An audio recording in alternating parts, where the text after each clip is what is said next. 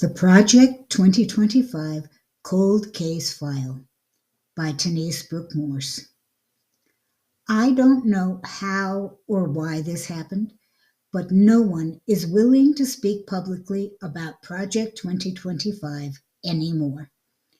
I assume that also applies to the Heritage Foundation. We speak instead of Trump. Trump did this. Trump did that. Some people suggest the things Trump does are a distraction to keep us from focusing on his real goals. No one that I've heard or read says that Trump himself is the distraction, but he is. From what? How will they do it? In 2024, the Heritage Foundation published an Our Plan to Change America manifesto. It made the news, but the news focused on what Project 2025 said they'd do, and not how they'd do it.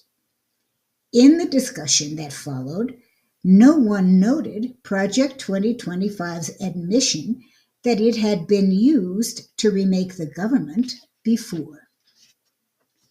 The history of the crime. In 2024, I knew that Trump was the second American president to use what we now call Project 2025. Reagan was the first, starting in 1981. Project 2025 had a history, and I was a part of it. In the early 1980s, I was a recently divorced woman in her 30s. I had a BA in American Studies, which meant I knew how to research, an MFA in writing from Columbia, which meant I knew how to write, and MS, untreatable at the time, which meant my goose was cooked. I'd had 2 major attacks of paralysis and lived on Social Security disability benefits. When Reagan took office in 1981, Congress had passed a law requiring Social Security disability to conduct periodic reviews. Soon, I read that Reagan had given Social Security guidelines and started the reviews early. Then, that there were problems with how the reviews were being conducted. Finally, I got a letter saying my benefits and my medical insurance would end because my untreatable illness had been treated and I had improved. It took me 6 years to be reinstated. I was one of only 6% of those reviewed who managed to persist through the Social Security appeals process to sue in federal court. I eventually became one of the 3% reinstated through that route. I took my pile of correspondence from Social Security, my journal notes on the progress of my illness, and research on 15 years of what the mainstream media said about disability, Social Security disability, and the reviews, and began to write a book. I found that over 500,000 Americans were dropped from the disability rolls, most of them never reinstated. I also learned that Social Security continued using standards that had already been found illegal into the mid-1990s to deny another 11 million disabled Americans benefits. Clearly, when Reagan took office, he brought a plan to downsize Social Security disability with him. I concluded it was a right-wing think tank plan, but it would be 43 years before the Heritage Foundation bragged that it gave Reagan the first draft of Project 2025, and he used it. In early 2024, I finished my book and put it on Amazon. After Project 2025 was published, I renamed it Work or Die, The Great Disability Benefits War, a partial history of the first use of Project 2025 by an American president. It documents Project 2025's strategies and has an extensive bibliography. I thought it was a history, but today it's current events. The playbook. What we think of as Project 2025 is only half the picture. The published version outlines the Project 2025ers, authors and backers, plans. But there's an unpublished playbook, a group of strategies to be used to accomplish their goals. Project 2025 defines rules and laws as obstacles that have been put in place to keep it from making America great again. The Project 2025ers believe the ends justify the means. It's not only prudent, but admirable to use every strategy they can think of to achieve their goal. It's acceptable to break the law, lie, stonewall, and covertly change existing federal programs. The original Project 2025ers suspected that if you simply ignored the rules and broke the law, you could accomplish your goals. Reagan was a test case, and he proved they were correct. The published version of Project 2025 references this strategy when it states, Reagan defeated those beasts by ignoring their tentacles and striking instead at their hearts. Page 35. The beast was our government. The tentacles were our laws and social beliefs. And Reagan struck at their hearts by simply refusing to play by the rules. Today, we're all reacting to the chaos Trump has created, unaware that his methods are pure Project 2025. Here are some of the strategies I've documented. Laying the groundwork, number 1, poison the well. Flood America with propaganda that makes us distrust all major institutions, our government, the media, more recently, our university system, and finally, even FEMA. Pit us against our neighbors by lying about them and calling them names. In the late 1970s, disabled workers became malingerers and early retirees. Today's fired federal workers are incompetent. Deported grandmothers are criminals. A gay clothing designer is a gang member. More recently, Trump called any American citizen who disagrees with him or uses social services scum. Laying the groundwork, number 2, disable the law. Reagan had to struggle with the courts in the 1980s. So, the Project 2025ers worked on disabling the law. This was two-pronged because Congress passes laws and the courts decide if they have been followed.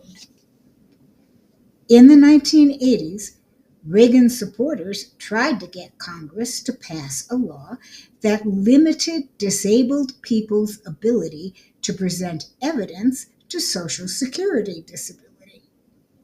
In 2025, the House passed Trump's bill, which had a clause that would end a judge's ability to enforce a contempt of court ruling. If that's part of the final budget plan, the government will be free to express as much contempt of the court as it pleases. In his first term, Trump appointed as many conservative judges as possible. Then, The Supreme Court signaled what we could expect from them when it overturned half a century of established law in finding women had no constitutional right to an abortion. Catch them off guard. In 1981, Reagan's budget director was David Stockman, and his plan was to release, as quickly as possible, a huge list of all the things Reagan planned to cut.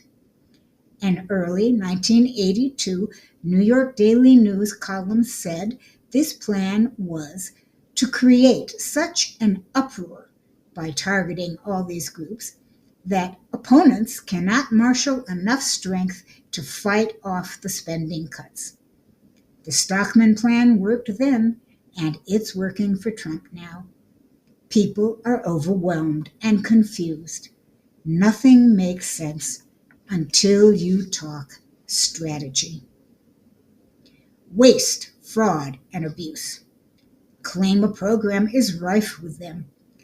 This was the justification for Reagan's disability reviews and for today's Elon Musk's raid on Social Security.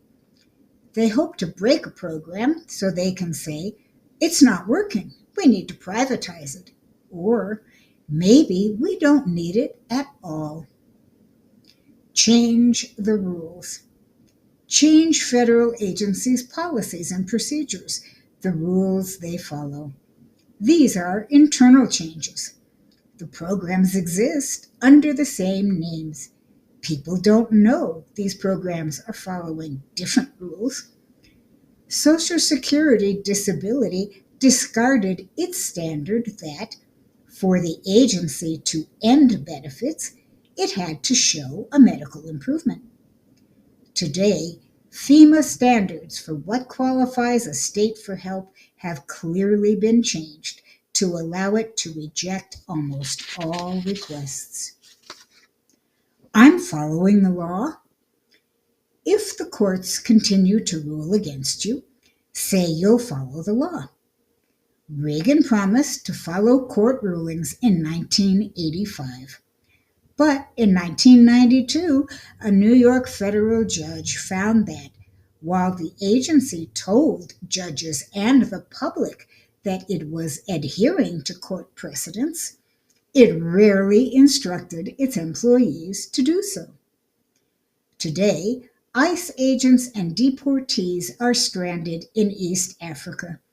The plane and its passengers should have been returned to America. Instead, it was diverted to a U.S. base in Djibouti, and Trump says he's just complying with a court order. Spin, spin, spin. Create a spin language and always use it when talking to the public, the courts, and Congress. It uses English words, but gives them different meanings. The Reagan administration said taking away food and housing money and health care from disabled Americans was giving them incentives to take jobs. Trump said he deported gang members. But how did he find them and process them so quickly? Now we know. ICE grabbed some Venezuelans with tattoos and called them gang members. It's illegal. Prove it. Make them go to court. Trump has attacked everywhere all at once, most of it illegal. He has his ace in the hole, the Supreme Court, but the main reason Project 2025 freely breaks the law is that it takes a long time to prove it. And taking the government to court costs someone a lot of money. Congress can pass laws to fix things, but given today's Congress, good luck. Courts can rule that actions are illegal, but the appeals process is lengthy and creates apparently endless stays. Meanwhile, you've bought enough time to do most of what you wanted to do. Reagan refused to follow precedent if a court found a part of the review process illegal. This forced every disabled person who'd been denied for the same reason to file an individual lawsuit in federal court. The idea is to do as much damage as you can. In the long run, if the courts or Congress force you to stop, it will not be retroactive. Also, there will be essentially no penalty for breaking the law. Profile them and get rid of them fast. Federal workers were told they were fired and had to get out now. How were they chosen? In 1981, Reagan's team gave profiles to Social Security disability to be used in choosing which clients to review immediately. Today, you just tell the AI what to look for. It isn't an accident that most of the fired people were women or Black and brown men. The no exceptions rules. When targeting a group, use the no exceptions rules. You're being perfectly fair by treating everyone the same way. We've deported children who are dying of cancer because the no exceptions rules don't allow individual assessment. If I can't have you, no one will. When Elon Musk went after our governmental structure, leaving every program and agency in trouble, even Trump's supporters were confused. Wasn't it Trump's plan to be in charge of the federal government so he could wield its power? Project 2025's plan is to stay in power, but underneath that intention lies the knowledge its backers once had power and lost it. Musk served a purpose: reduce the federal workforce, but leave such wreckage that even a future anti-Project 2025 administration will never be able to restore the government we had. Review the cold case evidence. In the 1980s, the media and the public didn't know about Project 2025. In that sense, the publication, 43 years later, of Project 2025 was like sending a taunting letter to the police. Look what I got away with, and I plan to do it again. If we want to stop the chaos, we have to analyze the Project 2025 playbook. We can't just read the published version of Project 2025 because it would hardly say, we're going to make changes by doing illegal things and bypassing public opinion, the courts, and Congress. The publication of Project 2025 as a presentation of plans and goals was perfectly proper. It's when you add in the unstated playbook, the strategies, that Project 2025 becomes something else. If our democracy remains unchanged, sooner or later, we'll elect a Democrat. So, Project 2025 becomes a plan to use deceit to get Trump elected, then subvert our government, so Project 2025ers can impose their minority opinions on a disagreeing American majority. People make mistakes. Project 2025 reused its original playbook. Thus, its strategies can be identified and challenged. But that's not the only mistake the Project 2025ers made. When Trump fired federal employees, the Project 2025 profile picked out sex and race. It did not take into account how experienced or competent individual employees were. It used the no exceptions rules. Now we have federal agencies and programs run by Trump supporters who don't know how to run the agency or program, and the employees they have left don't either.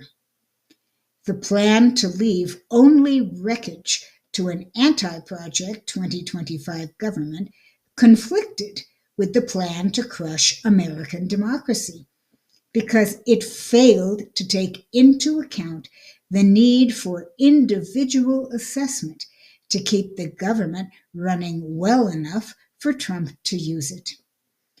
Given time, a crisis will come up that Trump's government will be unequipped to respond to. Then we'll be lucky if all we have to rebuild is our government. What now?